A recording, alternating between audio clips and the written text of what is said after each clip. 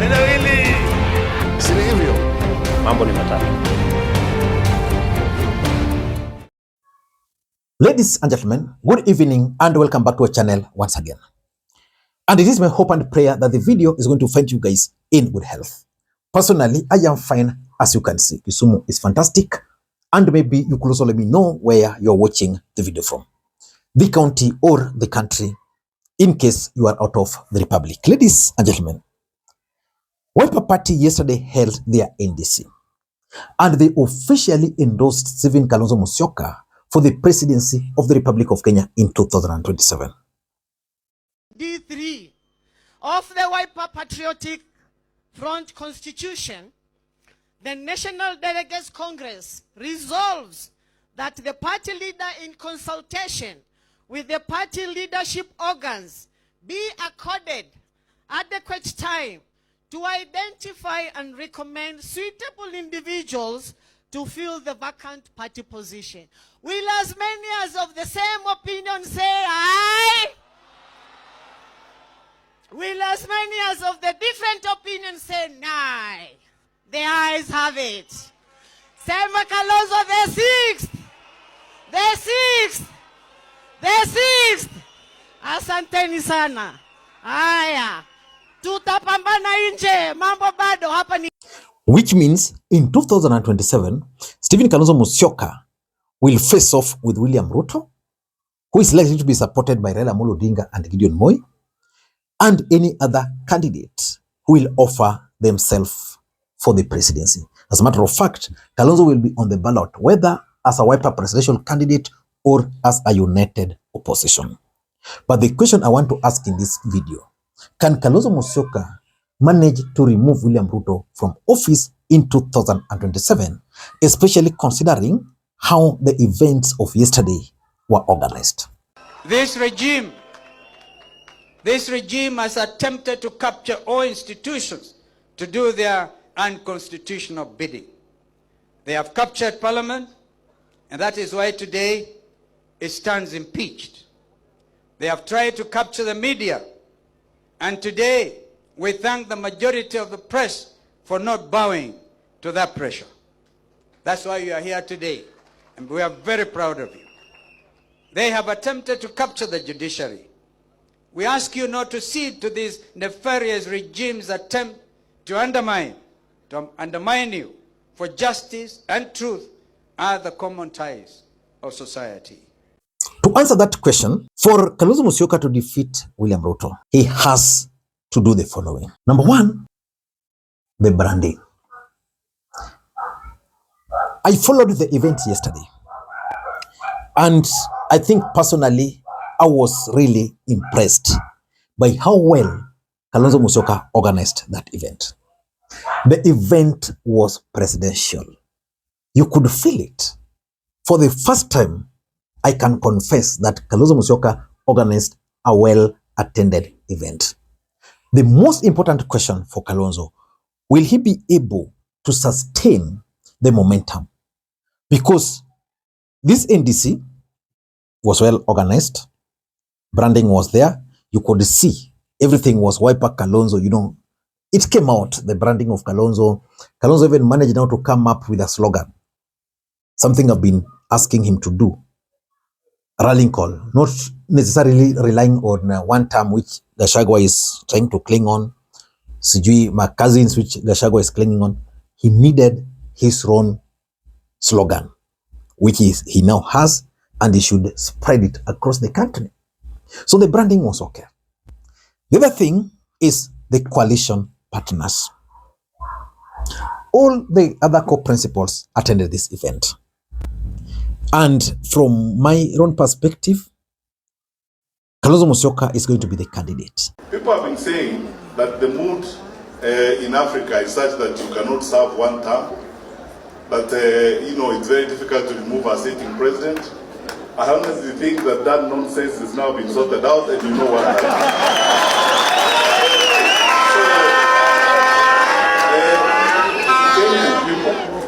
Soon enough, we will have our opportunity to do a good thing for this country and follow suit and do what other good Africans have done where they have not been satisfied by service provision and service delivery. I honestly don't think we will let the Kenyan people down. Secondly, Your Excellency, I want to repeat and exactly say what Mother said here. We have agreed we must put ambition and everything else before the interests of this country. When we sit together, and should the united opposition, Your Excellency, decide that you will be the candidate, I will support you. We will support you.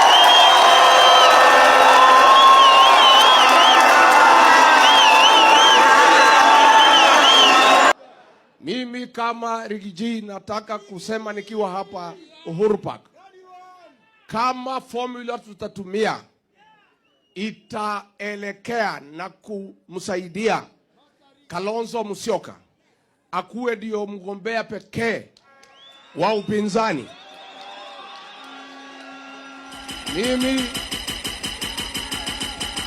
Mimi Rigathi Gachagua na wafuasi wangu ambaye ni mamilioni nitaunga yeye mkono na kumfanyia campaign. Na campaign kama itakuwa ni huyu ndugu yangu, ile campaign nilifanyia Ruto ni kionjo. Ile nitafanya campaign mara 10. We will not allow you to graduate as a dictator on this Kenyan soil. Our constitution forbids anything that is not democratic. Anything that is not democratic. We will therefore, we can see you are in a hurry to become like a certain other within this region. We will not allow any such graduation, we promise you. And we promise the people of Kenya nothing short of liberation, a better life, a prosperous life, and a country founded on the rule of law. A country. Now the question is, Kalonzo will be the candidate, but will all the other co-principals support him? If he will be able to persuade them to support him, then he's safe. We'll have a chance. If Matiang'i were to agree to support Kalonzo, I don't see why Kalonzo should not become the president in 2027. But if Fred Matiang'i will be out, I doubt. Because something also was very clear yesterday, the absence of Uhuru Kenyatta's allies.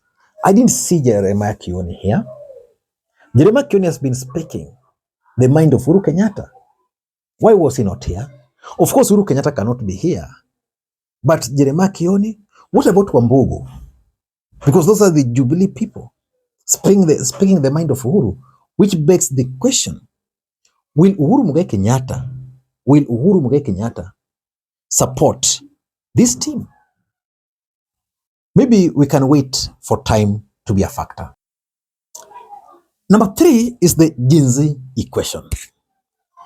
This is very tricky because the Gen Zs in Kenya will actually determine who becomes the next president of the Republic of Kenya. Kalonzo Musyoka yesterday tried so hard, I followed that event, to bring the Gen Zs to his side. I saw young people who were at the forefront during the finance bill protests. Some of them were there. I saw him also bring on board people like Nuru Okanga, people who were the face of Raila Odinga. Remember, after Raila Odinga lost election, William Ruto raided his MPs. He had nowhere to go. Where did Raila Odinga go to? Raila Odinga looked for his troops. Wale wa chini. Raila Odinga went to Jivanji. I remember that day so well. He went there with Babu Owino and Felix Jalango. He addressed them. And that's where now the Asufuria movement began. That's what revived Raila Odinga. Most of those people decided to go with Raila Odinga to the broad-based government. People like Nuru Okanga and the rest said no to that. So I saw them being given a chance to speak. Most heartbreaking of all is the plight of our young people, the Gen Z generation, bold, creative, and courageous, took to the streets to demand justice, to demand jobs, to demand dignity and accountability. But their voices on June 25th, 2024 were met not with dialogue, but with bullets and intimidation.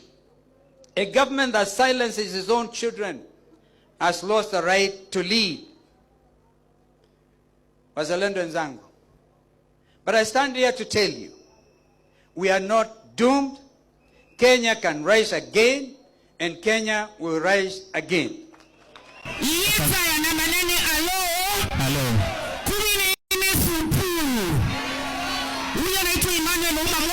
Rigathi Gachagua,